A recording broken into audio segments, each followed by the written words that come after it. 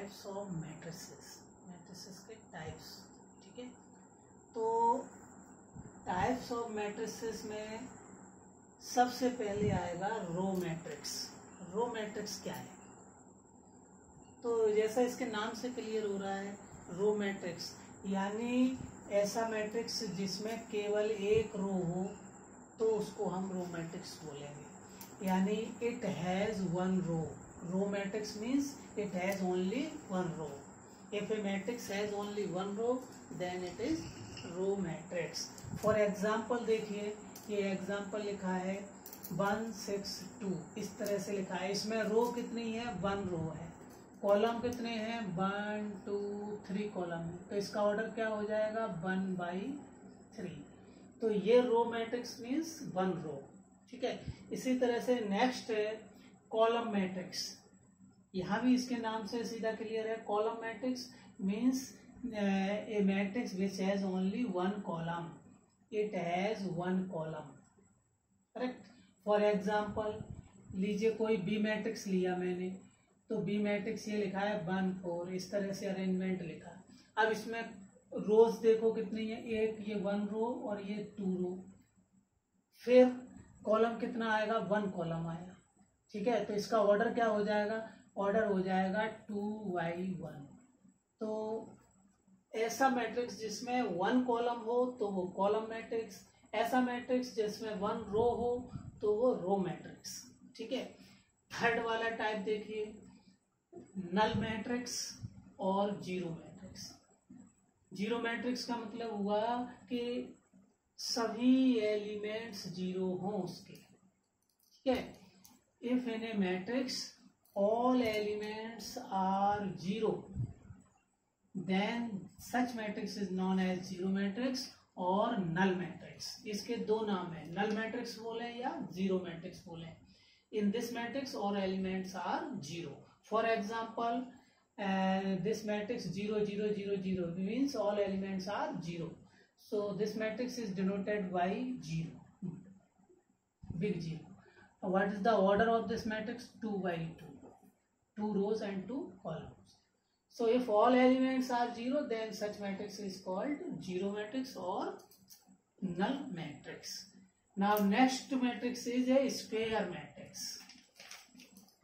हमारा मैट्रिक्स की डेफिनेशन क्या थी? Matrix is the rectangular arrangement of numbers. तो कोई रेक्टेंगल होता है तो उसमें लेंथ ब्रेड्थ अलग अलग होती है। स्क्वायर होता है उसमें लेंथ ब्रेड्थ सेम होती है।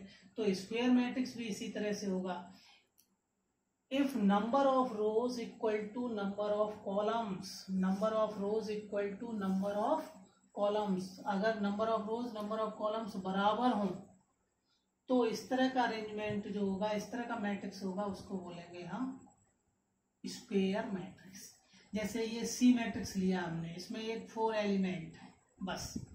तो 4 है तो नंबर ऑफ रो 1 है, नंबर ऑफ कॉलम 1 है। तो ऑर्डर क्या हुआ? 1/1।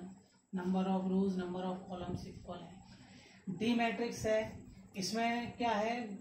1 रो 2 रो, 2 रो हो गई, 1 कॉलम 2 सेकंड कॉलम, तो 2/2 इसका ऑर्डर हो गया। तो ये भी हमारा स्क्वायर मैट्रिक्स है। तो यहाँ पर number of rows number of column same है। यहाँ ये देखिए इसमें भी 3 रो है 3 कॉलम है, तो 3/3 इसका ऑर्डर हो गया। तो ये भी हमारा स्क्वायर मैट्रिक्स हो गया। तो ये स्क्वायर मैट्रिक्स में number of rows number of column same होते हैं।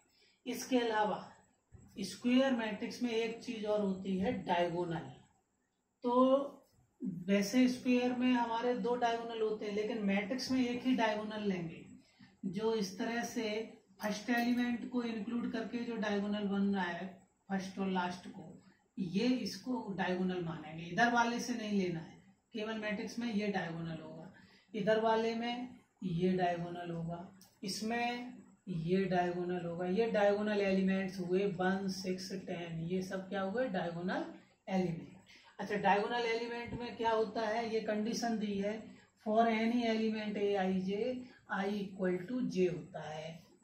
क्यों? देख लीजिए, जैसे ये वाला एलिमेंट है पहली जगह पर है, तो इसको हम A11 बोलेंगे उसके हिसाब से। तो ये हमारा I और J दोनों 1 1 हो गए। ये 2 वाला है, फर्स्ट रो फर्स्ट कॉलम का है, तो ये भी A11 हुआ। तो I और J बराबर है यहाँ पर भी। 4 वाला है, ये क्या है, सेकंड रो सेकंड कॉलम, तो A22 वाले नंबर का है, यहाँ भी I और J 2 है।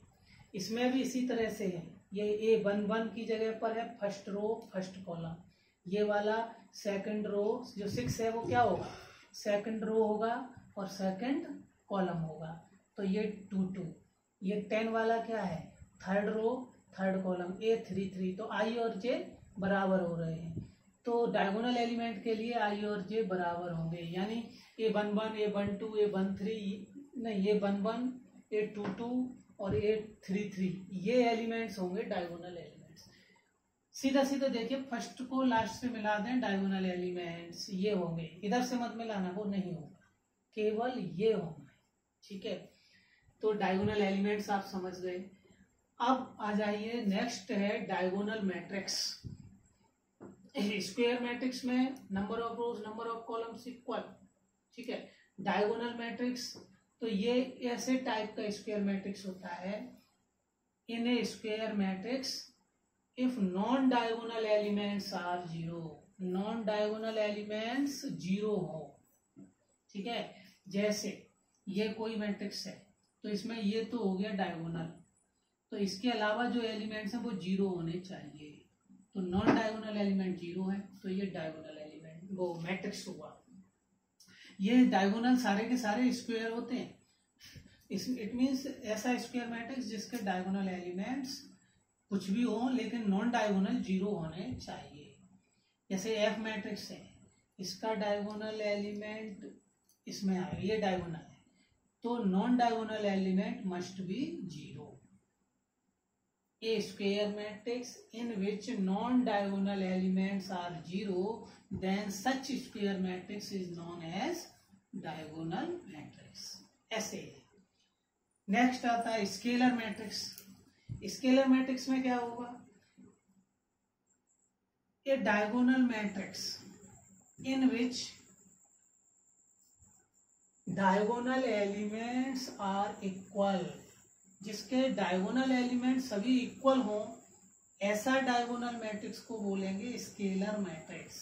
जैसे इधर देखिए कि P मैट्रिक्स लिया है, इसका ये डायगोनल एलिमेंट है, तो ये सेम होने चाहिए, 4 4 सेम है, तो ऐसा ये वाला डायगोनल मैट्रिक्स क्या कहेगा, स्केलर मैट्रिक्स कहा जाएगा, ठीक है।